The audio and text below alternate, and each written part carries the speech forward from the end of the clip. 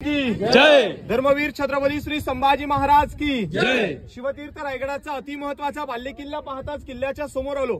पहिल्यांदा या डोंगराला बघा दोन भुयारी मार्ग दिसले का तुम्हा सर्वांना? याला आउटलेट ड्रेनेज म्हणतात। दरबारातलं जे काही सांडपाणी आहे ते वरील एका टाकीमध्ये स्टोअर करायचं। झिरपून निघणारं स्वच्छ पाणीतून नदीला पास याला जलशुद्धीकरण प्रोजेक्ट म्हटलं जातं। आज घरामध्ये ॲक्वागार्ड सारखे फिल्टर वापरतो का? 350 वर्षापूर्वी फिल्टर पद्धत शिवरायाने ते राबवलेले आपल्याला पाहायला भेटते। हा जो खालच्या दिशेने जो मार्ग गेला तो रोपवेचा शॉर्टकट वे आहे। अवघ्या 5 मिनिटांमध्ये या मार्गाने तुम्ही रोपवेला सहज जाऊ शकता। बघा समोर आपल्या महाराजांची जी मूर्ती पाहायला भेटते का? मूर्ती जगप्रसिद्ध आहे। मूर्ती 1974 ला बसवली। या महाराष्ट्राचे पहिले मुख्यमंत्री यशवंतराव चव्हाण यांच्या हस्ते मूर्ती बसवण्यात आली। मूर्तीचे शिल्पकार गणेश पाटकर सहस्त्रबुधे। शिल्पकाराने पंचधातूची मूर्ती मुंबईमध्ये गिरगाव या ठिकाणी घडवलेली आहे साहेब। पण याच्यावरती छत्र नव्हतं। 2 जून 2012 मध्ये आपल्या राजांचे वारसदार साताऱ्याचे गादी उदयन महाराज, सांगलीमध्ये शिवप्रतिष्ठान मंडळाचे अध्यक्ष संभाजी भिडे गुरुजी या 2 व्यक्तींच्या अध्यक्षतेखाली याच्यावरती छत्र सुद्धा बसवण्यात आलेलं पाहायला भेटलं। हीच मूर्ती 1974 ला आतमध्ये बसवण्यासाठी आणली होती। इथे बसवण्याचं कारण का? राजे ज्या सिंहासनामध्ये बसायचे त्या आपल्या पायातले मोजडे काढायचे। या ठिकाणावरती घातले लागलेत। एका छोट्याशा चुकीमुळे मूर्ती बाहेर बसलेली बघा। या मूर्तीच्या समोर मोकळं ग्राउंड दिसतंय का तुम्हा सर्वांना? याचं नाव आहे होळीचं मैदान। मार्च महिन्यात शिमग्यामध्ये त्या मानाची होळी पेटायची। एकदा का होळी पेटली की महाराज त्याच्यामध्ये 1.25 किलो सोन्याचा नारळ फेकायचे। जो कोणी 72 जळक्या होळीतून नारळ काढेल त्याला 1.25 किलो सोन्याचा कडा, एक काठीनं घोंबडं आणि एक घोडास्वारीचे बक्षीस त्याचं होळीचं मैदान पाहत आलं बघा। समोर आपल्या 2350 पायऱ्या त्या ठिकाणावरती समाप्त झाल्या असत्या। पलीकडची पत्र्याची इमारत आहे। इमारतीला हत्तीशाळा म्हणतात।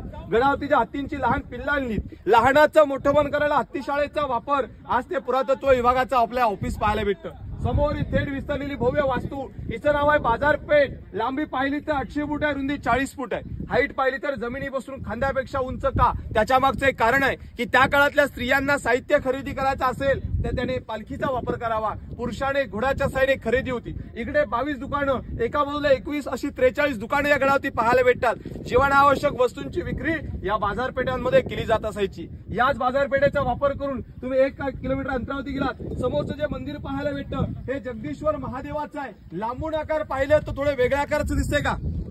एका मस्जिदी आकार दिसतंय। शिवरायांचा हेतू नव्हता कोणत्या जातीला का कोणत्या समाजाला दुखवण्याचा।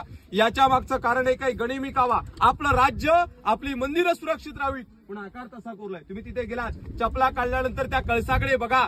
कळसाच्या खाली कमळाच्या पाकळ्या, कमळ हे हिंदूंचं प्रतीक, ते महादेवाचं मंदिर पाहायला भेटतं। मंदिराच्या समोर आर्किटेक्चर हिरोजी इंदुरकरांचं पायरीवरती नाव आहे, ज्याने 14 वर्षामध्ये रायगडाला घडवलं। शिवरायाने हिरोजींना सहज विचारलं की वाय हिरोजी, आपण या स्वराज्याच्या बांधकाम खात्याचे प्रमुख आहात, आपण आज बक्षीस काय पाहिजे? 4 गावांच्या वतनदाऱ्या, जहागिरी, वतन। हिरोजींनी काय मागितलं? असं राजा, जिथे तुमचं उजवं पाऊल पडेल त्या पायरीच्या मला सेवेला राहायचंय, फक्त पायरीवरती नाव कोरण्यासाठी आदेश मिळावा म्हणून नाव कोरलंय। सेवेचे ठाई तत्पर हिरोजी इंदुरकर हे नाव तुम्हाला तिथे बघायला भेटणार आहे बघा।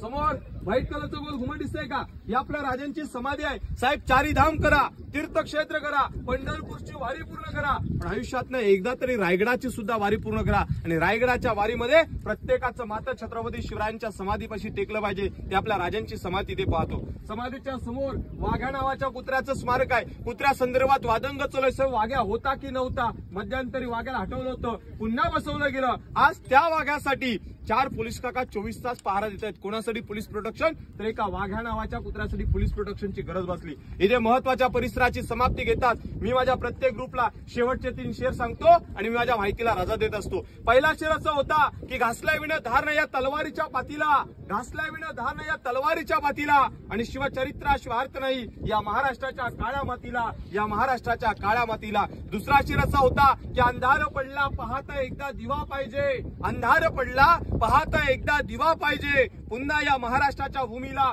जिजाऊंचा शिवबा पाहिजे, जिजाऊंचा शिवबा पाहिजे। आणि तिसरा शिराचा होता की तांदूळ शिजल्यानंतर त्याला भात म्हणतात, अंधाराला रात्र म्हणतात, पण महाराष्ट्रात राहून जो कोणी छत्रपती शिवरायांना विसरेल तर त्याला हिजड्याची जात म्हणतात, हिजड्याची जात म्हणतात। बोला छत्रपती श्री शिवाजी महाराज की जय। जय भवानी, जय शिवाजी, हर हर महादेव।